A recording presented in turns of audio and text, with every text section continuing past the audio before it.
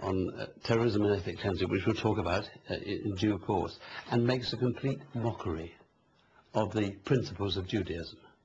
Yes, I don't know about mockery, but definitely it stands for ethnic values of supremacy, of exclusivity, which are not part of the international, of the more humanist Jewish heritage.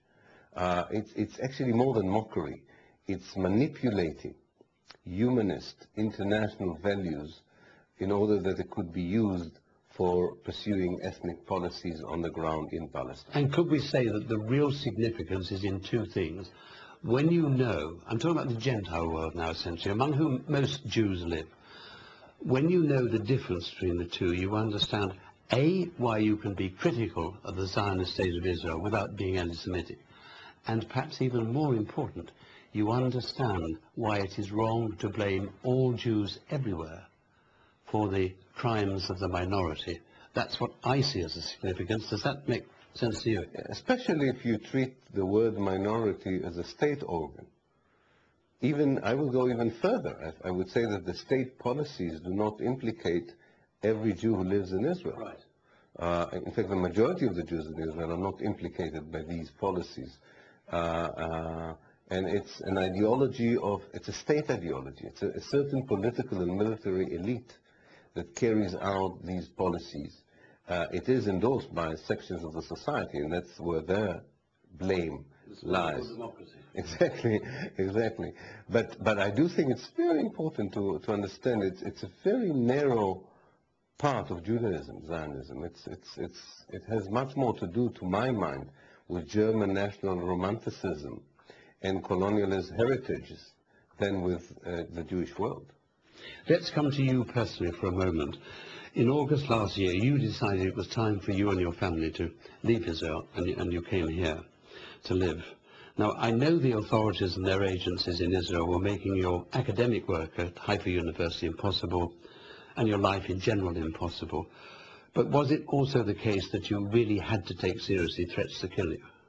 Yes, this is also part of the atmosphere. It was not so much the threats against me that I was terrified about. It's the threats against my children, my two boys, which really were the final nail in the coffin, if you want. There were threats against them? Yeah, oh, very specific, and therefore I thought that this is something which I can endanger myself, but I have no right to endanger my kids for something I'm doing. When they're 18, they can decide for themselves whether they want to pursue this line in life or not, but definitely this was part of it.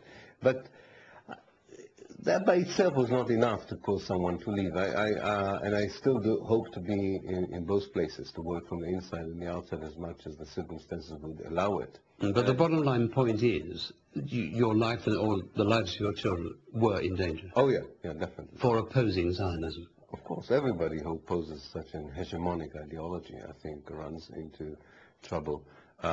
It's true that Palestinians who do it suffer much more than Jews like myself who do it, because then the state has no inhibitions. In our case, it's a bit more complicated. Let's now come to grips with the truth of history as opposed to Zionism's propaganda lies. Now, the State of Israel was created mainly by Zionist terrorism and ethnic cleansing. And in your latest book, this magnificent book, The Ethnic Cleansing of Palestine, you reveal that this crime against the Palestinians did not happen by accident and was completely pre-planned. Now, what's the essence of the true story as you uncovered it from the documented record? I'm asking you to summarize in some minutes some of the guts of your book. From the 1930s onwards, under the guidance of the person who would become the first Prime Minister of Israel, David Ben-Gurion, a group of Zionist leaders began to systematically plan the ethnic cleansing of the Palestinians. They could not do it in the 1930s because, A, they were not ruling the country. Britain was still responsible for law and order under the mandatory regime. And secondly, they did not possess the military means to carry out such an operation. All these changed after the Second World War, because after the Second World War, first of all, Britain decided it had enough of Palestine. It was very clear that there's going to be a vacuum that could be utilized by the Zionist movement. And secondly, under the impression of the genocide of the Jews in Europe, it was easier to recruit money and weapons for the Jewish community in Palestine, supposedly against a second Holocaust, this time to be carried out by the Arab world and so on, which of course was not complete fabrication of the Arab governments or the Palestinian leadership's plans. But this was very effective. And in a matter of 3 years, they created, they being the Zionist leadership, created a very effective military organization, while one should say at the same time the Palestinians were naively waiting for the British to hand them over Palestine as they handed over Iraq to the Iraqis and Egypt to the Egyptians. And these 3 years were very well and effectively used by the Zionist leadership until the British did leave eventually in February, or decided to leave in February 1947. And even before they actually left, which is May 1948, the Zionist forces started to ethnically cleanse Palestine from February 1947 onwards. And in earnest, the ethnic cleansing started a year later, in February 1948, but there were experiments a year before to see whether it worked. What are some of the worst, or even any examples of actual ethnic cleansing in practice?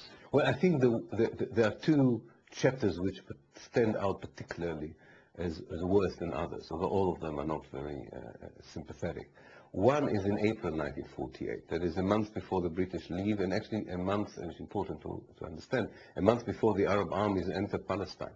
So this whole myth that some more critical Israeli historians put forward that there were expulsions, but they were a response to an Arab military invasion are not true, because the worst kind of ethnic cleansing took place a month before the Arab That armies. was the first 300,000. Exactly. The Arab armies actually went in order to try and stop it.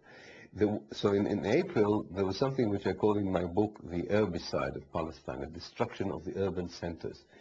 In Haifa and Jaffa, in both cases, 10,000s of people in one day were pushed to the harbor, were shot in order to trigger their escape, and mountain boats which could hardly contain them.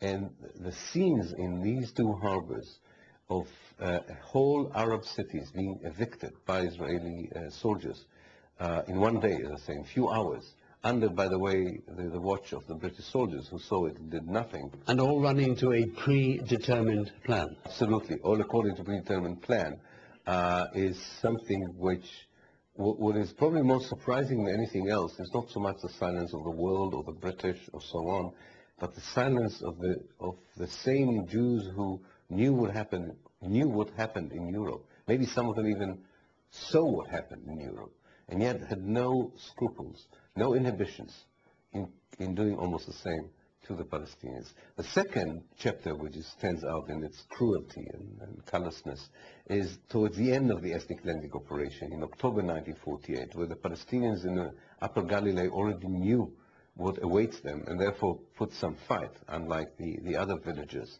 And that triggered the worst kind of atrocities, raping of women, killing of babies, and a forceful and very barbaric ethnic cleansing took place there. Although to the credit of the Palestinians, one should say, few of the villages succeeded in